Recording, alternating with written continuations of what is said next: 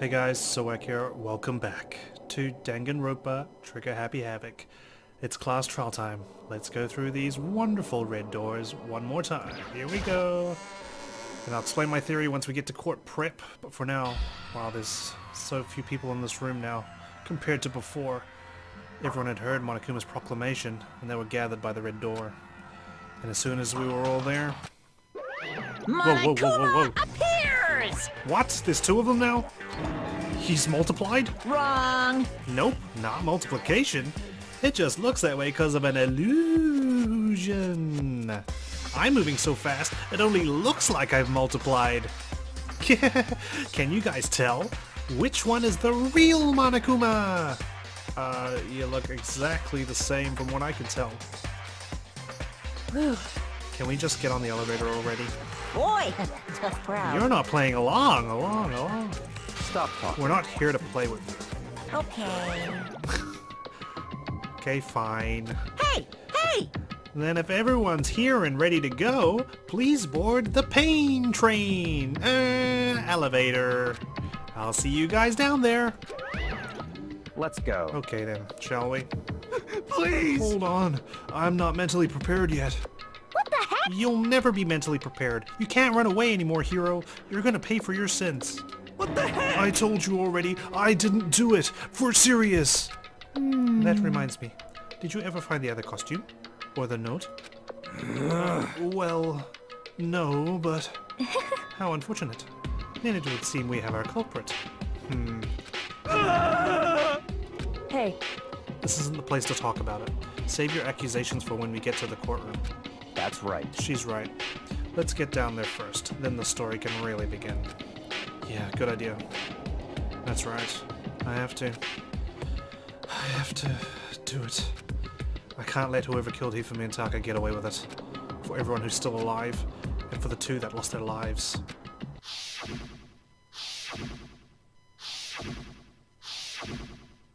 The one who killed Hifumi and Taka. The one who killed two of our friends. The killer is... someone right here. Okay. Any final words, guys? I don't like Monokuma's carefree attitude. just the worst. Let's hurry up and go, so we can make Hiro pay for his crimes.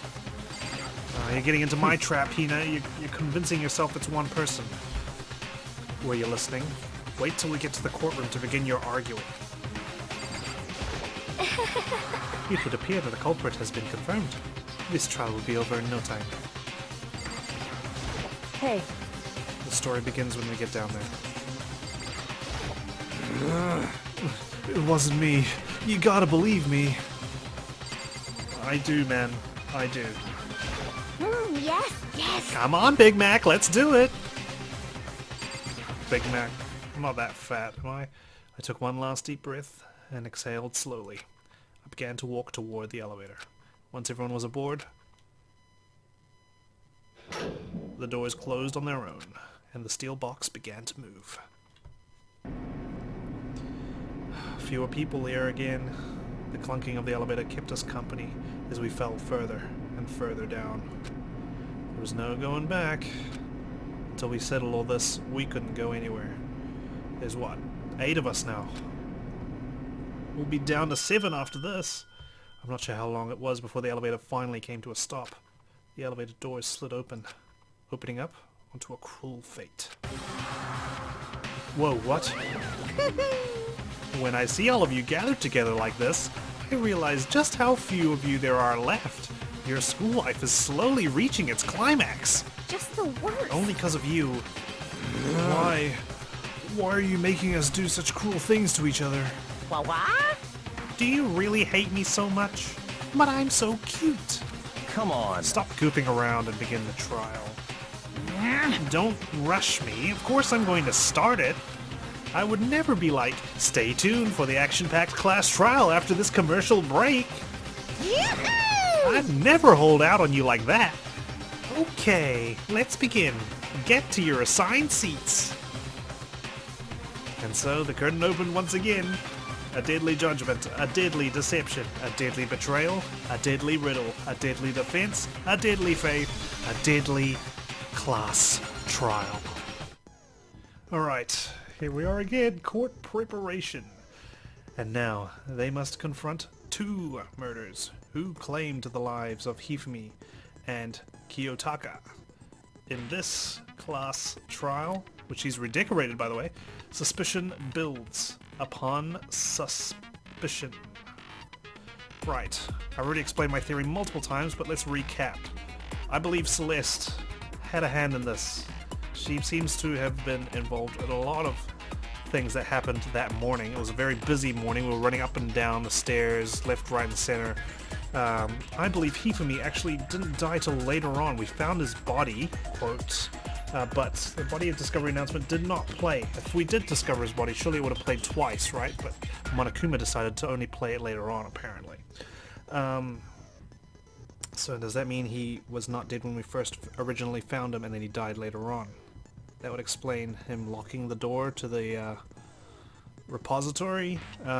Celeste probably manipulated him somehow. I think alter ego has to come into this at some point. I don't know what else. That's just off the top of my head what I'm thinking. Anyway, and Kyoko said something about the handbooks being involved. Jeez. Alright, as usual, let's review our truth bullets. This time we've got 17. Monokuma file number 3. The victims were Hifumi Yamada and Kiyotaka Ishimaru. The cause of death for each was a blow to the head. It is thought that they were both killed with a similar weapon. That's all we've got this time. No time of death, no confirmation of the weapon. The blue tarp. The tarp was found in the repository under Kiyotaka's lifeless body. It was apparently used to move Kiyotaka in order to avoid leaving any bloodstains. Exactly, and what about Hifumi's body, right? Nothing like a tarp was used to move him. Number 3, repository dolly. The dolly was found when the body was rediscovered in the repository. This specific dolly has no handles, and blood was found on one of its wheels. It is assumed that this is the same dolly that was in the equipment room where Kiyotaka's body was originally discovered. So he was the first to die for sure, I'm sure. Hifumi's glasses. When they were first found in the nurse's office, Hifumi's glasses were covered in blood. However, when they were next seen in the repository, they were completely clean. Spotless hammer. Hammers of all shapes and sizes were found in the repository. One of them was found wet and had apparently been recently washed. Repository door. The door connecting the art room to the repository was designed to open only from the repository's side. According to Aoi, it was locked during the search for the missing body. However, when the body was rediscovered, it had somehow been unlocked. Equipment room blood stain. A puddle of blood was found in the equipment room where Kiyotaka's body was initially found. A tire track had been left behind in the blood. Glasses cleaning cloth. The cloth was found in the trash can in the nurse's office. It is branded with a popular cartoon character and was found with blood on it. One has to wonder if someone used it to wipe some blood away. Celeste's account. Hifumi's body disappeared when Celeste and Aoi left the nurse's office to use the bathroom. Apparently they weren't gone for more than a minute or two. Yasuhiro's message. This is the note that Yasuhiro wrote to get everyone to meet in the dining hall. Meet in the dining hall! Exclamation mark is all it says. The handwriting is remarkably neat and clear. Robo Justice blueprints. There are blueprints. Oh, these are the blueprints for Robo Justice which were found in Yasuhiro's room. Robo Justice costume. No one but Yasuhiro could have possibly fit into the costume. In addition, anyone wearing it would not be able to see their feet or bend at the waist more than 90 degrees. Yasuhiro's account. Apparently Yasuhiro received a mysterious note last night. The note reads, I found a hole maybe we can use to escape. Monokuma can't find out, so don't tell anyone else for now. Let's meet in the rec room at 1 a.m. Broken wristwatch. Kiyotaka's wristwatch broke with the hands pointing just past 6 o'clock. It was confirmed that as of late last night, the watch still worked, which means it must have broken the following morning when he was attacked. And if he arrived there at 6 a.m., that's when he got assaulted, right? Kiyotaka's scrap of paper. Kiyotaka's lifeless hand was found clutching a small scrap of paper. The note Hifumi had, which is also torn, by the way. Hifumi had this note hidden on him, in his pants, so the culprit probably didn't think to look down there. One edge of it appears to be torn. The note reads, I found a hole maybe we can use to escape. Monokuma can't find out, so don't tell anyone else for now. Let's meet in the equipment room at 6 a.m. E-handbook. Each student has their own e-handbook, which also acts as a card key. The owner's name is displayed each time the handbook is booted up. It is believed that no handbooks were involved in carrying out the murders this time. I don't know what the significance of that is, but it's a truth bullet. It's gonna mean something. Alright, let's set our skills. We've got a new skill now, cool and composed. And we also got something else from Kyoko, I believe. called Neural Liberation. So we got cool and composed, steadies your aim a little, effective during the non-stop debate, and the Hangman's Gambit. Not bad. We can activate them all since we've got a lot of skill points. Neural Liberation. The focus gauge decreases more slowly during concentration and fever time. Effective during the non-stop debate, the Hangman's Gambit, and the bullet time battle. Nice. We've got everything active. I like it. Alright, well, we've finished preparing. Let's make our case. Here we go. Again.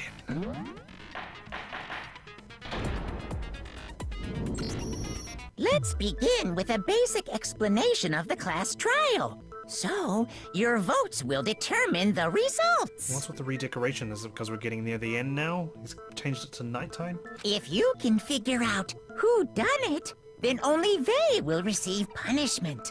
But if you pick the wrong one, We die! then I'll punish everyone besides the blackened, and the one that deceived everyone else will graduate. Your heart must be like pumping through the roof.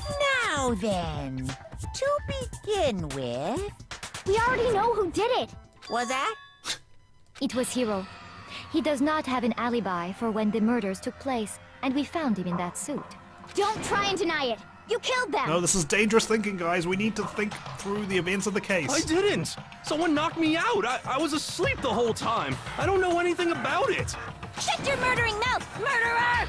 Who are you calling a murderer? Oh god, it's already got intense. It's derailed so fast. I am sorry to say, Hiro, but we do have evidence.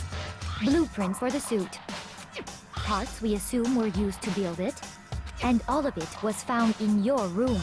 You have to admit, the evidence is quite compelling. You'd have to be completely stupid to leave this much evidence lying around if you were the killer, right? It points to you as having created the suit and wearing it while committing crime after crime. How many times do I have to tell you? I don't know, I don't know, I don't know! I feel so bad for him. We're gaslighting him. Is Hiro really the killer, or before anything else, we have to make that clear. Oh boy. More pictures here as well. Yasuhiro's message. Everything we found in your room. The blueprints, the suit parts, they are all proof enough that you are the culprit. I don't know anything about that stuff! It's not true, it's a conspiracy! Hiro, why? Why did you kill them? No! Just hold on a second! Alright, we've got Yasuhiro's message as our truth bullet. I mean, look at the blueprints. That handwriting is awful messy. It's not that bad, okay? I've seen worse. If I remember right, Hiro's handwriting is immaculate. Everything we found in your room. The blueprints, the suit parts, they are all proof enough that you are No! the culprit.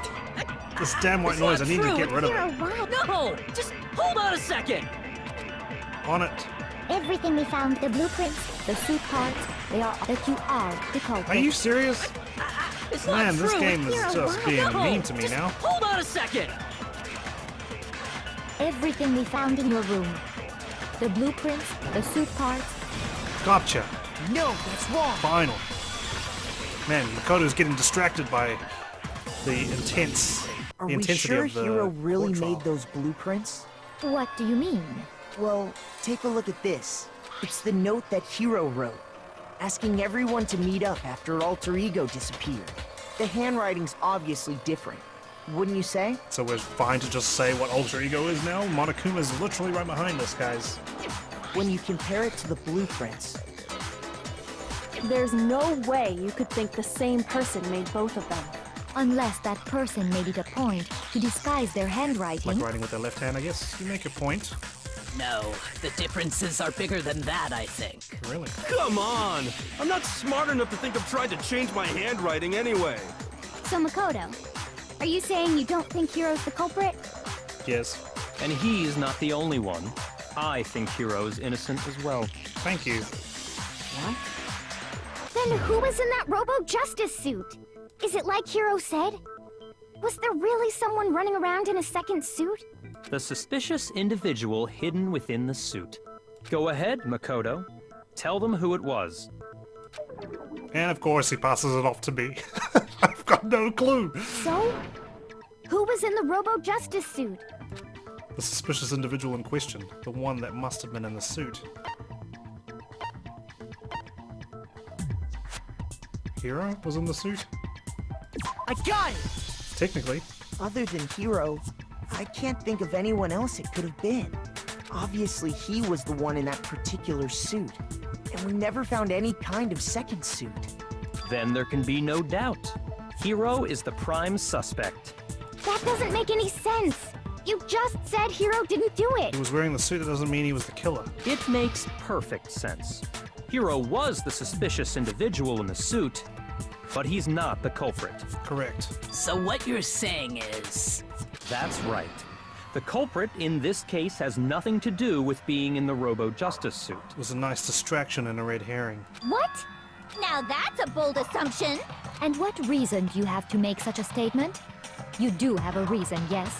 Of course. But before we get to that, there's something else we need to clarify first. So let's get that out of the way. Hey, stop trying to boss us around. All things have a proper order. So what is it? What needs to be clarified? We must clarify the method of transportation for Taka's lifeless body. At least we know what that is. It would seem that his corpse was moved using certain particular items. Makoto, can you tell us what they were? Yes, boss. The things that were used to move Taka's body, they must have been... the dolly, right? I got it! There's still one more thing. The things that were used to move Taka's body, they must have been the blue tarp as well. I got it! They were a dolly and a tarp, right? What's with the attitude? So, let's see if I can explain. Taka's body disappeared from the equipment room, and then we rediscovered it in the repository. And when we found it for the second time, it was wrapped in a blue tarp, right? Right. It was the same tarp that, up until then, was stored in the equipment room. So the killer must have seen it there, and decided to use it when they moved Taka's body. Correct. That way, they wouldn't leave any bloodstains while they were moving it. Okay, that explains the tarp. And the dolly? Same thing. That was in the equipment room as well. I'm sure the dolly was in the equipment room when we first found Taka's body there. Right on the right there, and there's 3 tarps there. When we first discovered it, and then became 2. But when the body disappeared, so did the dolly. Later, when Taka's body reappeared in the repository, so did the dolly. Right. In other words, you think they used the dolly to move the body. Am I right? But are you sure you are not mistaken? What? Huh?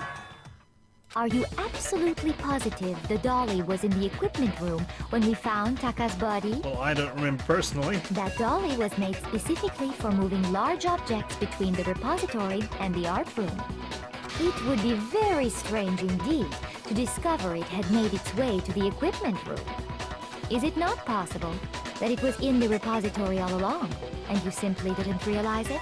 She's good. She's raised an objection. How do you respond? What about you? Can you do something here? Besides just letting me do all the talking? There is no shame in being wrong. Nobody expects much from you anyway. Are you threatening me? Are you challenging me, Celeste? Oh, you've just made a big mistake. We have all accepted the fact that you rarely understand what is going on around I'm you. gonna shut you down. Wow. I've never heard anyone sound so nice while being so mean. Well, maybe I can change her mind. If I can just explain to them why the dolly must have been moved from the equipment room to the repository. A new element has been added to the bullet time battles. Are we doing a bullet time battle here? Let's talk about reloading. Starting with this next bullet time battle, we're going to add one more ingredient to the recipe. On the bottom of the screen, underneath the tempo marker, you'll see your ammo count. Up until now, there hasn't really been a limit on how you destroy your opponent's statements, but from now on, just locking on and pressing the left mouse button won't be enough to handle them. Damn. That will cost you 1 bullet to destroy a single remark. Once you run out of bullets, you can't destroy any more statements no matter how locked on you are. However, you can reload by pressing the tab key. Just like locking on, you'll have to press the tab key in time with the tempo marker. Basically, just remember that the tab key now has a function along with the right mouse button and left mouse buttons. You'll automatically reload at the start of fever time, and your ammo will not decrease. Oh, but if your action difficulty is set to gentle, you won't have to reload at all. In which case, you can ignore everything I just said. Fortunately, I can't. Well then, good luck and have fun. Oh god, okay. I've always struggled with these bullet time battles. Here we go. Bring it on, bitch. You have it wrong. I cannot agree. You are a fool. So pathetic. Lies will get you nowhere. Do your worst. Away with you. You miserable wretch. I cannot agree. You are a fool. Lies will get you Sorry, nowhere. concentrating. Do your worst, you miserable wretch. Oh, mean. You have it wrong. I cannot agree. You are a fool. So pathetic. Lies will get you nowhere. Gotcha. I cannot agree. That's right, the This should prove wheels. The tracks. Yeah, suck it. If you're asking for proof that the dolly moved, I have it right here. Yeah, eat it all up. Delicious goodness of evidence. When I found the dolly in the repository, one of the wheels had a blood stain on it. At least I finally have the bullet time battles locked down. There was a pool of blood in the equipment room with a tire mark in it that matched the dolly wheel's tread. The killer probably rolled the dolly through the blood on accident as they wheeled the body out of the room. Can't believe I forgot about that. Jeez, amateur. And as the blood dried on the tire, they moved the body into the repository. Finally, Makoto's stepping up in my stead. So there's my proof that the dolly was used to move Taka's body. Yeah, am I so clueless now, you dumb bitch? Jeez, does Celeste really hate me that much? She does now. Well, anyway, that was just something we had to get out of the way. Let's get back to the main subject. Yeah, the subject of how Robo Justice didn't do it. Because if it's not a killer robot, then what kind of robot is it? I'm not sure that really matters. I'd be happy to explain why the occupant of the suit couldn't possibly be the killer. If you look back on how the body was transported, it will become immediately obvious. There's no handles on the cart, so you can't bend down to move it if you're in the suit. If I look at how the body was moved, it'll be clear why the person in the suit couldn't have done it. What does he mean by that? Okay. Robo Justice costume. As we know, Taka was killed in the equipment room. And from there, the body was moved to the repository, correct? Yeah, the culprit wrapped the body in the tarp, then loaded it onto the dolly and wheeled it off, right? Now, keep in mind that the dolly doesn't have a handle. Well, yeah, but even without a handle, all you'd have to do is bend over. That's the one. Then you could push the dolly no problem. So the killer just crouched down and carted the body off to the repository. If you accept everything we just said, then you must realize that whoever was in the suit couldn't possibly be the culprit.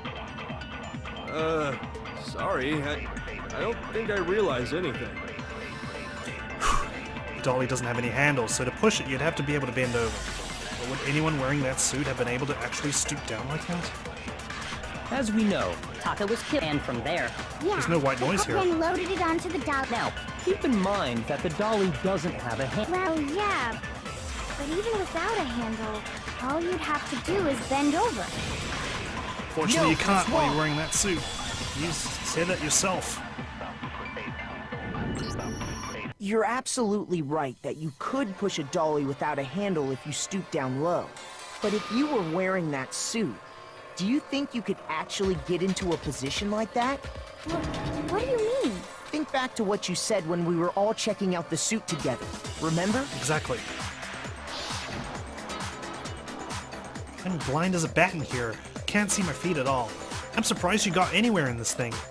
I'm telling you, it wasn't me. And not to mention, you totally can't bend at the waist. Seems like a pretty obvious oversight. When you're in that suit, not only can you not see your feet, but you can't even bend at the waist. Am I right about that? Now that you mention it, Yeah. And you can't take the suit off by yourself. You need someone else to help you. It seems like it'd be awfully hard to push that dolly if you couldn't bend over. So that means he couldn't have just taken off the suit and pushed the dolly. Well, what's to stop you from simply pushing the dolly with your feet? When you can't even see your feet? You really think someone could kick the dolly all that way? With a body on it? Yeah, it'd be totally impossible. Not that I can say for sure myself. No way you could steer that properly. On top of that, if you were wearing such a rigid, cumbersome suit, it's very unlikely you would have the dexterity to go about wrapping the body in a tarp. Also true. Well, I mean, isn't that just a matter of taking off the suit when you're ready to move the body? I just explained that. There's absolutely no chance that the costume was taken off just to move the body because you can't take it off by yourself. I got it! I don't think taking off the suit was an option. If you remember... I don't know what's up with this thing, but I can't actually get it off. A little help? Why would you make something that can take off by yourself? I didn't make the stupid friggin' thing.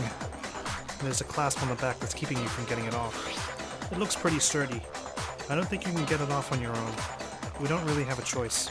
Let's help him. That's true. It seems impossible to put the suit on or take it off without help. Then, you really can't take it off by yourself? Hiro wasn't just making it up? Afraid so. Of course I wasn't making it up. If he could have gotten it off by himself, I don't think he would have let us see him wearing it. Showing up in the suit was basically an invitation for everyone to suspect it. Yeah, that's right! So, it's really, really true that Robo-Justice couldn't have moved the dolly?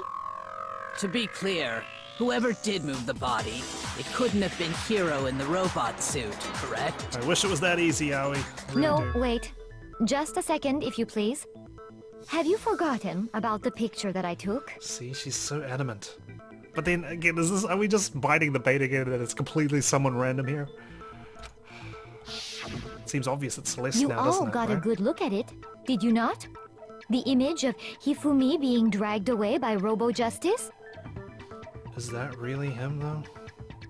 As in Robo-Justice, that is? If whoever was in that suit is not the culprit, how do you explain that? Besides, do you remember what the now deceased Hifumi said? How did you get hurt? That guy hit me. What guy? Robo-Justice. That's what I decided to call him just now. So long as those facts exist, the proper conclusion is beyond question. The individual inside the suit and the culprit are one and the same. It was Hiro, without a doubt. Yeah. Yeah, that's gotta be right. Damn it. Hold on a second! It's still far too early to reach that conclusion. There's so many unanswered questions we still need to resolve. Besides, there's no hurry to decide who did it. Before we rush to a verdict, shouldn't we explore every single possibility? Instead of seizing on one viewpoint, the truth is uncovered by analyzing things from every angle. Perhaps, but where do we go from here? Let's review this series of unfortunate events from the beginning. Maybe we'll uncover something new. What a pain in the ass! It's necessary, okay? I don't disagree, but our lives are on the line. If this is what it takes, we have to do it. Exactly. Plus, maybe we'll get to find out where the heck Kyoko was when everything went down. Well, she refuses to tell us for some god-awful reason. All right then, let's take another look back at what happened. I suppose we could start with this morning. 4 of us gathered together in the dining hall. Makoto, Hina, Kyoko, and myself. We waited there for quite a while, but nobody else showed up, so we went to look for everyone. That was around 8 a.m. And as soon as we split up, Kyoko went missing. This doesn't account for our whereabouts at 6 a.m., which is when Taka died, though. Soon after that, Hina found Celeste in the rec room and quickly came to get Makoto and me. It seems I was unconscious for about an hour after I was attacked by my mystery assailant. I know it was an hour because I remember being attacked a little after 7. That was when we saw Celeste's picture and discovered that her assailant had been wearing a strange costume. Who would be wearing that costume, right? Unless no one was wearing it at all. As it turns out, it was Robo-Justice. It also soon became clear that this same Robo-Justice had abducted Hifumi. We were soon joined in our search by Byakuya and Toko, and then went on to find Hifumi in the library. He was injured, so we took him to the nurse's office and resumed our search for the suspect. But not long after leaving the nurse's office... What's wrong? I saw a shadow. Something moving around at the top of the stairs. When Celeste told us that, we decided to split up and search the second floor. And soon after that, I saw someone moving around on the 3rd floor, and I yelled out to everyone as soon as I did. Celeste, what's wrong? That was a rather intense scream for someone like you. I saw him, the strange costumed man. He ran off as soon as I screamed. I was blocking the stairs, so he headed further down into the hallway and disappeared. and then... Hifumi screamed. Huh? What was that? That came from downstairs. It must have been... Hifumi! He's in the nurse's office! This is bad, come on, we have to go back! At that point, we decided to divide up into two groups. Celeste, Hina, and I went back to the nurse's office, while Sakura, Byakuya, and Toko chased after the suspect. When we got back to the nurse's office, we found Hifumi, dead. And that's when we heard the body discovery announcement. But that was actually Taka's though, right? That's what I've sort of agreed, what we've agreed. I left Celeste and Hina there and headed back to the 3rd floor, to let the others know what had happened. Meanwhile, we had just discovered Taka's body in the equipment room. We must have found both bodies at almost exactly the same time, because we heard the same announcement not long after we discovered his body. And that's when I told you guys about Hifumi. Then the three of us headed for the nurse's office. But right after we left the physics lab, we ran into Celeste, who'd arrived after us. And she told us something very surprising. The body was gone. Hifumi's body has disappeared. We rushed back to the nurse's office and saw that she was right. Then we remembered we'd left Toko passed out in the equipment room, so we hurried back again. This can't be happening. Are we hallucinating all this or something? But when we got there, we discovered that now Taka's body had also gone missing. Next thing we knew, we were searching the school for 2 missing dead bodies. And after some time... Celeste informed us that she'd found the bodies, and we all headed to the repository, which is where we rediscovered the corpses. But if she was the culprit, would she really direct us to the corpses? Covers it. That's the thing, right? If you were the culprit, you would just leave the bodies hidden and would be stuffed. I see. The whole thing sounds exceptionally complicated. Yeah, and where were you? It certainly seems to me that these are not a simple series of connected events. Okay, well, if that's true, then what? Rather than a single series of events, I think we have to consider each murder a separate situation. And from there, we can uncover the contradictions surrounding all of them. Now then, let's get started, beginning with what happened to Taka. Contradictions hidden in what happened to Taka. In order to uncover the truth of this case, I have to find them, no matter what. Okay, let's start with Taka's death. Monokuma file number 3. So, regarding Taka's death, I wonder if he died before Hifumi, or perhaps it was after? We already know what order they were killed in. Taka came last. No! What makes you say that? Because of the numbering of the Justice Hammers. It's true that Hifumi was killed with Justice Hammer 3, while Taka's death came from a swing of Justice Hammer 4. See? So it's obvious Taka came after. The Justice Hammers were numbered, but were they really used in that order? Okay, how do we answer this? Monokuma file number 3 is our truth bullet, but we also need to consider that we might have a truth flashback on our hands, so let's take that into account as well. Victims were Hifumi Yamada and Kiyotaka Ishimaru. Cause of death for each was a blow to the head and thought they were killed with a similar weapon. Nothing on here says anything about the order or the time of death, so we can't exactly rely on this file as a truth bullet. Maybe we've got a truth flashback here. I wonder if he died before Hifumi. We know Taka died or perhaps first. it was after. Or we're assuming We because of his already watch. know what order they were killed in. Taka came last. What makes you say that? Because of the numbering of the Justice Hammers. It's true that Hifumi was killed with Justice Hammer 3, while Taka's death came from a swing of Justice Hammer 4. See? So it's obvious Taka came after. It's hard. Which bullet do I use? Last time I got them in the wrong order. Justice Hammers were numbered, but were they really used in that order?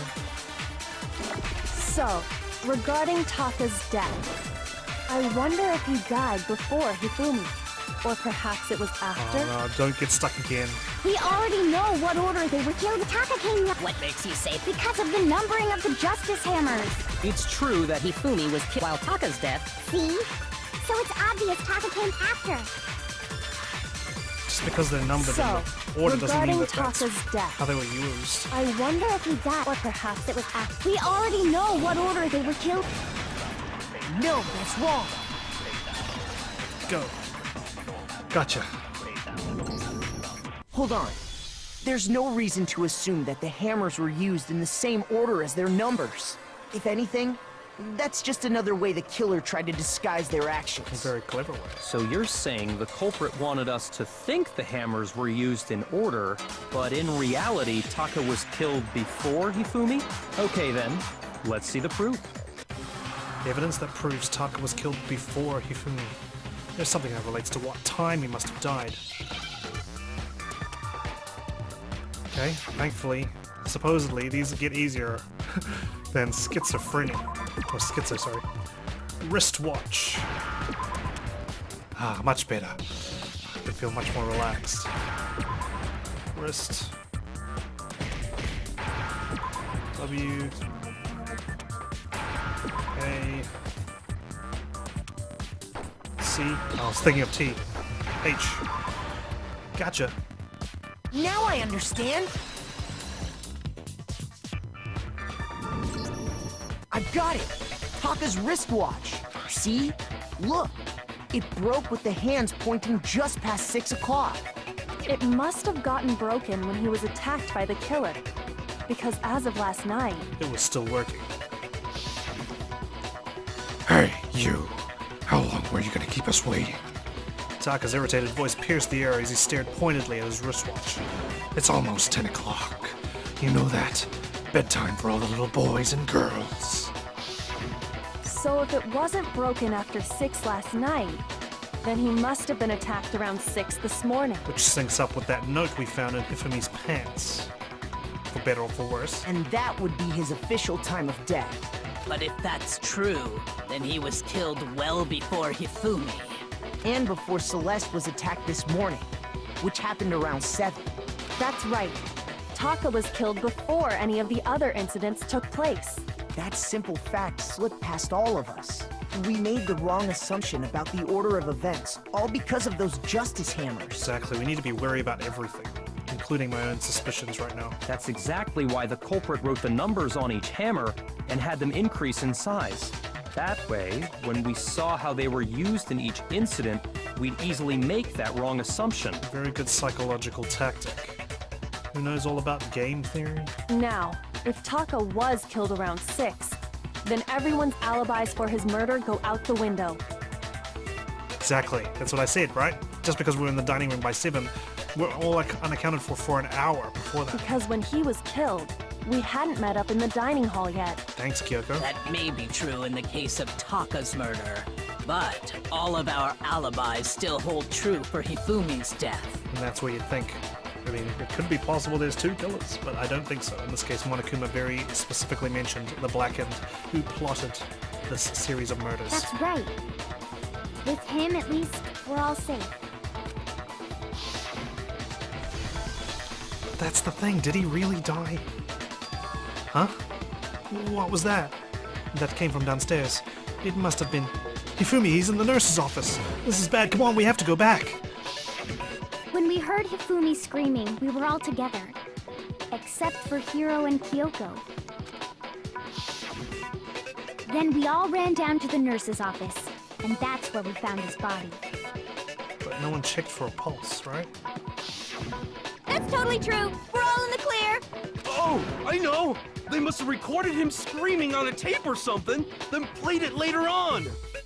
If that's true, where's the tape? I don't know. I mean, it's good that there's a possibility. Don't just go making stuff up! But we need hard evidence. Anyway, we all have rock-solid alibis for when we heard Hifumi scream. Since all of us were there together, clearly none of us could have killed him. Could have killed him is the key there. And it does not stop there. There was also the moment when we discovered his body had disappeared. Yaki is just smiling. When his body vanished from the nurse's office, Hina and I were in the bathroom together, while everyone else was in the equipment room, correct? And then there's the disappearance of Taka's body from the equipment room. See, why would you need a dolly to move Taka's body, but you wouldn't need a dolly to move Hifumi's one? At that time, we were all gathered together in the nurse's office because of Hifumi going missing. Exactly, that was his chance to move it because we weren't there. Well, don't forget, I was passed out in the equipment room the whole time! Wait, then what if Genocide Jill did it? She could have dragged Taka's body out of there right then! Even if she could pull that off, there's no way she could have done the same with Hifumi's body. Because, as we just established, she was passed out in the equipment room when his body disappeared. Not to mention, I don't think she has the strength to pull him up 3 flights of stairs. Besides, I didn't do either of them anyway! In other words, it is impossible that any of us could have killed Hifumi or moved either of their bodies. On the other hand, Hiro and Kyoko had disappeared, so they most certainly could have done those things. So what now, Kyoko? Yeah, what now, Kyoko?